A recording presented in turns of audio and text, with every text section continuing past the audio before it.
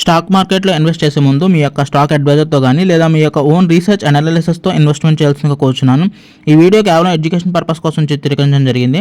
We are not responsible for your trading and investment. Also we are not SEBI registered అండి. So నమస్తే guys, ఎట్లనే అందరూ బాగున్నారా? సో నా విషయానికి వస్తే ఇంకా జ్వరం అనేది తగ్గిందండి, కానీ గొంతు రొంప అది కొంచెం ఉందన్నమాట. సో అంటే కొంచెం కూలింగ్ సంబంధించింది ఒకటి తాగేస్తాను అనమాట, అందుకని ఈ ఇష్యూ జరిగిందని నాకు అర్థమైంది. సో మ్యాక్సిమం నేను కంట్రోల్లో ఉంటాను, బట్ ఏదో అవుట్ ఆఫ్ కంట్రోల్ అయ్యాను, అందుకని ఆ రోజు అలా జరిగిందనమాట. That's for the reason. And కానీ నైట్ నిద్ర లేదు గైస్. ఎవరైనా వచ్చి నాకు కొంచెం ఎందుకులే వద్దులే చెప్పొచ్చలేదు, సర్లే. Any have. సో గైస్, మరి నిన్నటి ట్రేడింగ్ సెషన్లో అసలు ఏం జరిగింది అని చూసుకున్నట్లయితే మనం 1400 రూపాయల చిల్లర ప్రాఫిట్స్ అయితే సంపాదించనమాట నిన్న ట్రేడింగ్ సెషన్లో. గైస్ ఇక్కడ చూడండి, అసలు ఇన్ఫర్మేషన్ అనేది ఎంత ఇంపార్టెంట్ అనేది కీ రోల్ ప్లే చేస్తున్నాయి. అది నేను చెప్పాను, ప్రీమియర్ ఎనర్జీస్ ఒక్క షేర్ చెప్పాను, ఆ షేర్ మీద నేను ఇన్వెస్ట్మెంట్ చేశాను అనమాట. సో 583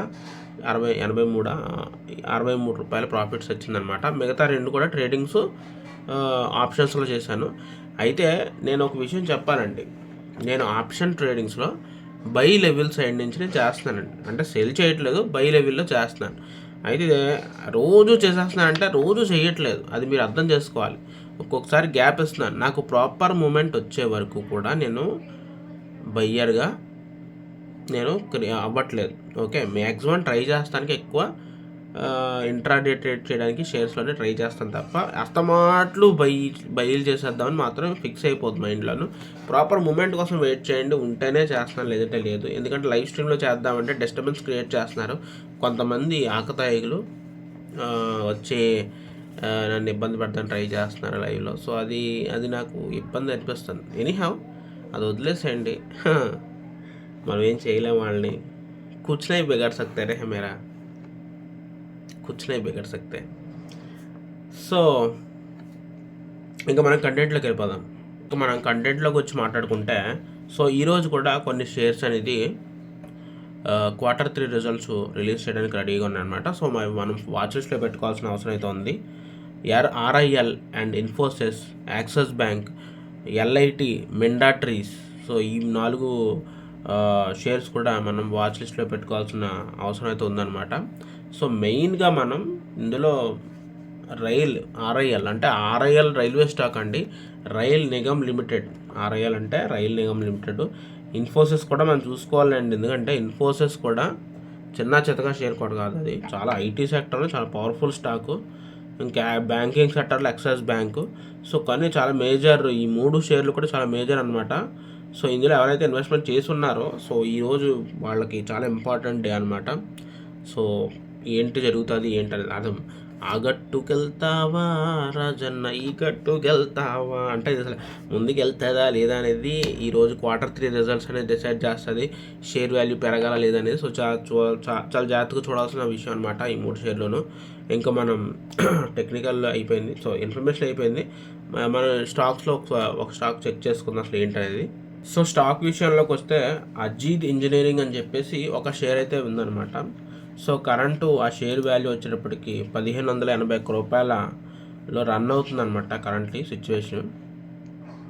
అయితే ఈ స్టాక్ యొక్క ఇన్ఫర్మేషన్ ఏంటంటే, ఇది GE వెర్నోవా ఇంటర్నేషనల్ LLC అనే కంపెనీ నుంచి 960 కోట్ల రూపాయల ఒక కాంట్రాక్ట్ అయితే వచ్చిందనమాట. సో ఇది కాంట్రాక్ట్ అంటే సైనప్ అయ్యింది, కాంట్రాక్ట్ సైనప్ అయింది అంటే వచ్చింది 960 కోట్ల కాంట్రాక్ట్ అనేది వచ్చిందనమాట. ఇది చాలా పాజిటివ్ న్యూస్. సో నాకు తెలిసి ఈరోజు అజీద్ ఇంజనీరింగ్స్ అనేది షేర్ అనేది మంచి ర్యాలీ ఇస్తుంది అనుకుంటున్నాను నాకు తెలిసి. సో మనం వాచ్ లిస్ట్లో పెట్టుకోవాలన్నమాట, అబ్జర్వ్ చేయాలి. దీని మూమెంట్ని బట్టి మనం ఇన్వెస్ట్ చేయాలా వద్దా అని ఆలోచించాలన్నమాట అజీద్ ఇంజనీరింగ్. అండ్ నేను షేర్స్లో కూడా దీన్ని చెక్ చేసినప్పుడు దీని డే రేంజ్ కూడా చూసుకున్నట్లయితే యాక్చువల్లీ ఇది ఒక 40 నుంచి 40 మధ్యలో డే రేంజ్ ఉంటుంది అనమాట. అండ్ PE రేషియో కూడా 128 అంటే దాన్ని బట్టి అర్థం చేసుకుంటే ఇది చాలా హై వాలిటాలిటీ ఉన్నటువంటి షేర్ అనమాట. చాలా ఎక్కువ పాయింట్లు పైకి కిందకి తిరిగే షేర్ అనమాట. సో చాలా జాగ్రత్తగా చూసుకొని మనం దీని మీద ఇన్వెస్ట్మెంట్ చేయాలి. కాకపోతే ఏంటి అంటే కరెంట్ ఉన్న సిచ్యువేషన్లో ఈ షేరు లాస్ట్ 5 days నుంచి లోవర్ అండ్ లోవర్స్ చేసుకుంటూ ఫాల్ అవుతుంది. ఒకవేళ ఇది పాజిటివ్ న్యూస్ అయినప్పటికీ కూడా హెవీ ఫాల్ అనేది ఉందన్నమాట. ఇది యాక్చువల్లీ ఈ మంత్లోనే ఆల్మోస్ట్ 1885 రూపీస్ నుంచి ఫాల్ అవుతూ కిందకు వచ్చిందండి. అసలు ఎందుకు ఎంత హెవీ సేలింగ్ ప్రెజర్కి గురైంది అంటే స్టాక్ ఏమాత్రం అంత పర్ఫార్మెన్స్ ఇవ్వట్లేదా, అంటే స్టాక్లో ఎటువంటి అంత దమ్ము లేనటువంటి రిజల్ట్స్ ఉన్నాయా అనేది చూడాలన్నమాట. సో కరెంట్ ఉన్న సిచ్యువేషన్స్లో అయితే ఇదనమాట. కొత్తగా 930 కోట్ల ప్రాజెక్ట్ అనేది సైన్ అప్ అయింది. ఇది చాలా బూస్టింగ్ అనే విషయమే. సో నాకు తెలిసినంత వరకు ఈరోజు కొంతవరకు పాజిటివ్ న్యూసే.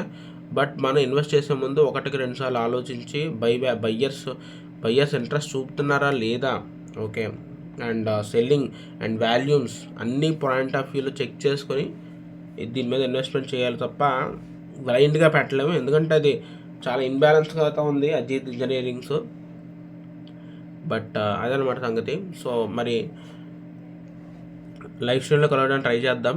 సో అయినా కొంచెం జ్వరంగా ఉంది బస్, అయినా ఏం చేస్తాను చెప్పండి. జ్వరంగా అంటే ఇంకా పూర్తి స్థాయిలో కోలుకోలేదనమాట. అదే సినిమాలో డైలాగ్ గుర్తొస్తుంది, ఎందుకులే డైలాగ్ చెప్పడం అని. సరదాగా ఉంటాను కదా యాక్చువల్, నేను కొంచెం సరదాగా ఉంటాను అనమాట. ఎంత జ్వరంగా ఉంది లోపల, నైట్ అంతా నిద్ర లేదు. సో అయినా సరే ఏంటో కళ్ళు చూడండి అంతంత లావు. సర్లే గైస్, ఉంటాను. Take care, bye.